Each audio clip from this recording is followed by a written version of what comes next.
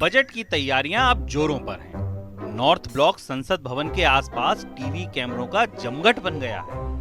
TV पर चकचक बढ़ रही है।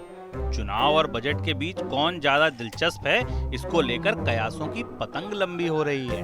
बेताल अब पेड़ पर चिपके चारों तरफ का माहौल ताक रही है। विक्रम कैमरों की भीड़ से बचता बचाता पेड़ तक आया तो बेताल ऊपर की डाल पर लपक लिए। अरे कहाँ भाग रहे हो बुढ़ऊ? अभी एक बड़ा सवाल बाकी है पूछना।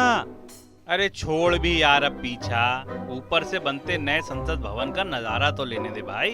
अरे दद्दा, बजट की कहानी अधूरी छोड़कर तुम तो यहाँ मजे मार रहे हो और मेरे हाथ पैर फूले जा रहे हैं। काहे? अरे कल किसी ने पूछ लिया कि हर तरफ से आम आदमी पर ही टैक्स की मार क्यों पड़ रही है।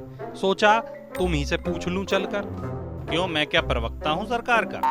लेकिन दद्दा तुम तो ठहरे भूत, तुम्हें कहाँ टैक्स की कोई फिक्र, लेकिन तुम तजुर्बेकार बजटबाज हो, इसीलिए जवाब तो तुम ही दे सकते हो। पूछ ले, ये भी क्यों रह जाए।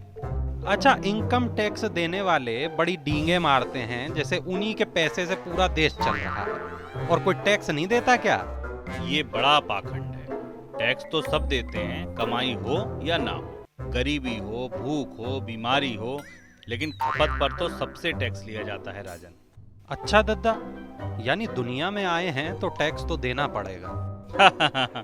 अब कोई कंपनी जो माल बना रही है या सर्विस बेच रही है, उस पर तो टैक्स बनता है।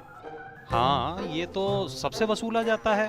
तो क्या इसी को इनडायरेक्ट टैक्स कहते हैं प्रेतराज?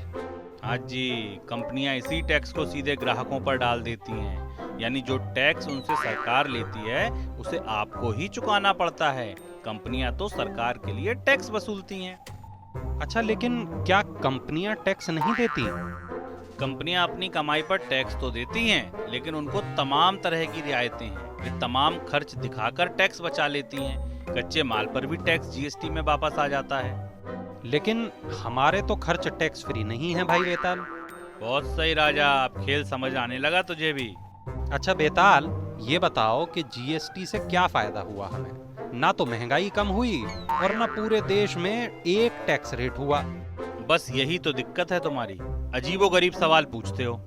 अच्छा चलो, इतना तो बताओ कि जब जीएसटी के तौर पर एक टैक्स लागू कर दिया तो पेट्रोल और डीजल पर एक्साइज ड्यूटी और वैट क्यों लग रहा है? अरे राजा बाबू, सरकार सबसे ज्यादा टैक्स तेल से ही निचोड़ती है और वह हमेशा जारी रहता है। सीधे सीधे बताओ, ये सरकार तेल को जीएसटी में लाएगी या नहीं?